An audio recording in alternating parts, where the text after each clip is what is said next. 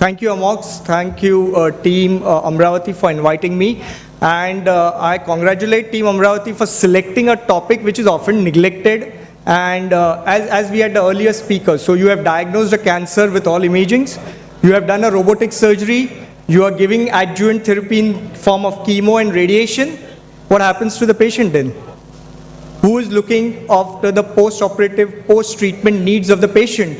And the most neglected, most non-seen complaint, that is pain, is often misled, and most of the times it's not even treated. It's not that I'm giving this lecture because it's been told to me. I am also a certified pain and palliative care physician besides being an gynae-onco, because until I don't know how to treat pain in my patients, I cannot practice oncology. So that is how I also train myself in understanding what is pain and palliative care medicine. We do have a definition for pain, and this is the IASP definition of pain. I don't know how many of you were aware that pain also has a definition. So this is how we quantify and classify pain, and I guess everybody should know this. This was formed in 1986 when the International Association of Pain met. This is what is happening. Almost 4.5 million people are suffering from cancer pain. Now please understand, this is WHO is doing the statistics. Imagine those unnoticed or unreported cases. You imagine the magnitude of pain associated with cancer treatment, all sort of treatment. And it is said that we often see even in our clinics, that 70 to 80% of them have moderate to severe pain, and it is known that 25% of them will die in pain. So I think pain is something that every oncologist should be looking at. It should be a part of armamentarium of a surgical, a medical, and a radiation oncologist, because this needs to be treated. What happens is the patient comes with pain and we often say, okay, you take this and you go. We don't know later what happens. As we all know, the pains are of two types: the nociceptive, that pain signals coming from nerve endings, and neuropathic pain. Again, nociceptive can be somatic, visceral, and neuropathic. So there are different methods, modalities to assess pain. There are different pathways of pain we need to understand. I'm not going to go into detail, but this is at least as practicing gynecologists you need to know. I have not got too much into the depth of this subject because the audience is gynecologists. Had it been anesthetists, again my presentation would have been different. So what is the problems that patients face in cancer pain? The biggest is QL, the quality of life. It is absolutely disrupted, and this we all need to be understanding also, empathetic also about this. And it is one of the most feared aspects of pain. What happens is, while a patient is undergoing a cancer treatment, the cancer word itself disturbs the sleep, the pain again disturbs the sleep, reduces the appetite, and the patient loses his concentration, and there's loss of work. There are too many holidays that the patient needs to take. So, and yes, coming to me also, I find almost every person who tells me, why should I undergo the treatment? It's better I undergo a suicide. So there are 60% suicidal tendencies associated with cancer pains. We have already discussed this.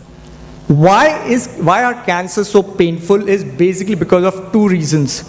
One is very high level of prostaglandins secretion, which is done by coenzyme 2, and second is increased acidosis. So both of these combine to cause more pain in cases of cancer patients. This is something I would highlight to focus rather than going more on the treatment. I think what I understand practicing daily is we doctors are only the biggest barrier to pain treatment. How many times it has happened that the patient comes and then we really refer them, okay, you have pain, I have treated you. Patient is not resolved of that pain and we have referred that patient to someone. Pain and palliative care, I mean, there are a lot of postgraduate students. I think there are a lot of subspecialty coming in OBGY. This is one such thing that you can take up, pain and palliative care medicine. And we have departments. All cancer institutes across this country have a dedicated pain and palliative care department. And it is our job that patients who come with these cancer pains, irrespective whether it is a surgical pain, a medical oncology pain, or a radiation-associated pain, they need to be referred. You need to understand that there are departments. There is a specialty which who takes complete care as far as pain is concerned. So I guess we doctors fail to refer these patients to the correct department to see that a patient is alleviated of his pain. Otherwise, the entire thing goes on. The patient comes to you, you give painkillers, the patient goes to somebody else, gives painkillers, and they find that they are in a miserable situation, and then the suicidal tendencies increase. So doctors, patient family, and of course our healthcare system.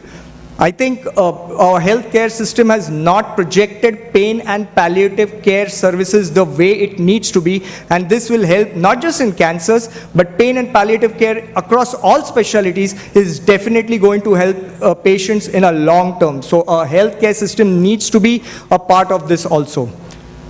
Secondly, what I understand is opioids. I'm not going to, as I said, the gynecologists are the target audience, so I'm not going to go into details of opioids, but there are so many hassles that I see every day, even with our anesthesia department also, when it comes in talking, when we talk in terms of giving opioids. I think there are a lot of hassles, and more than hassles, I feel these are self-created hassles due to half knowledge of opioids and the use of opioids and the government license and the government laws.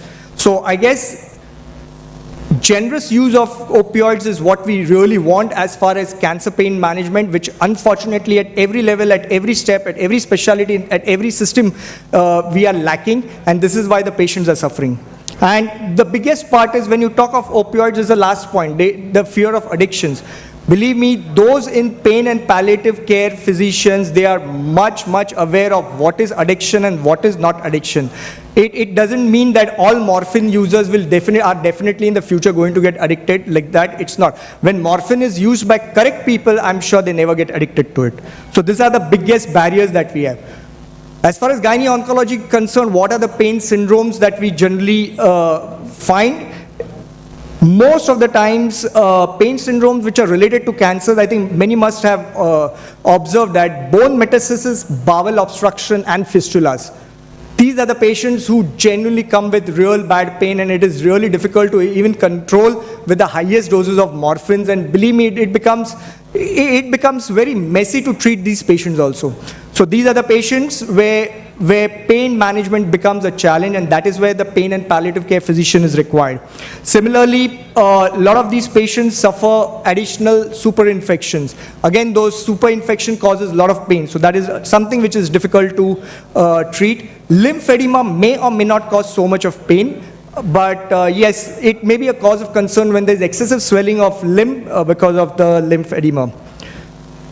The pain which are related to the treatment, well, as far as chemotherapy is concerned, intraperitoneal chemotherapy that we have been talking about, HIPEC and everything, I guess that definitely leaves a lot of pain. There are a lot of indwelling catheters around, and these patients also, so when you're doing this type of procedures, you need to have a pain and palliative care team who are taking care of these patients, because that pain needs to be most of the times tackled with morphines and nothing less than morphines. Post-radiation cystitis, proctitis, and post-radiation, radiation causes pain, and radiation can also treat pain.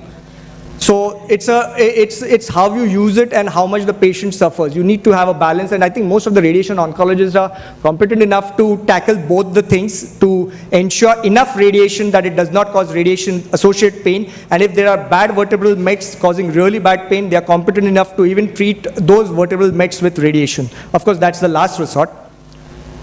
Arthritis and migraines are not related to cancer pain, so this we need not work, because many times patient comes with arthritis and we think it is cancer related pain. No, it is not cancer related pain.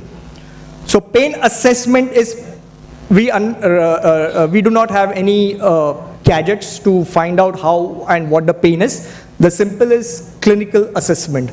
So we have various types of pain intensity charts which help us to find how the patient is doing as far as pain is concerned. It could be just a verbal, it could be on a scale, or it can be just a visual analog. So different analogs are used for the assessment of pain. The most commonly used amongst all these plethora of things is the McGill pain questionnaire. This is standard all across the world. I'm not going to into details of it, it's a big form, but this is the standard method of assessing pain in all patients of cancer treatment.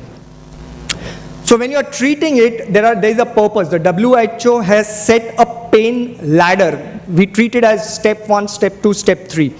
So this was developed in 1986 the idea was to legitimize the use of narcotics, because before 1986, the use of or the role of narcotics in pain management was not defined.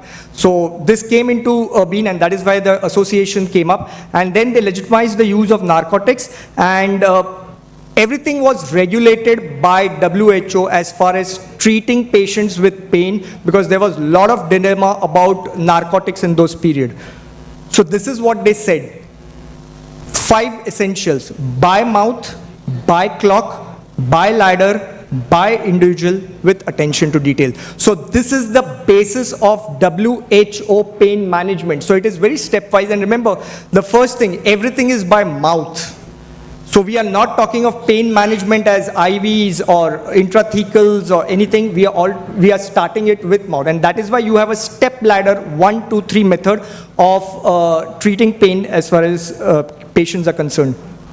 They have modified this. I'll just give you this. This is basically the outline which probably everybody needs to keep in mind, that you start with mild pain agents, then you go to moderate, and then you go to severe.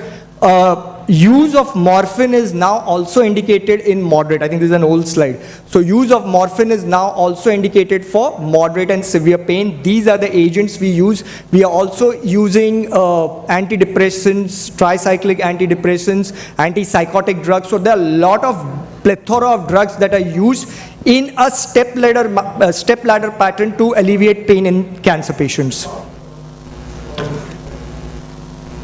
Various non-pharmacological methods are also involved. The most is cognitive behavioral. So whenever you have a patient who is having pain, who is managed by these drugs, you also require the help of a psychologist, because after all, that is also causing much of, or rather adding to much of the pain. So involving a psychological counselor is an essential part of the pain management as far as cancer patients are concerned.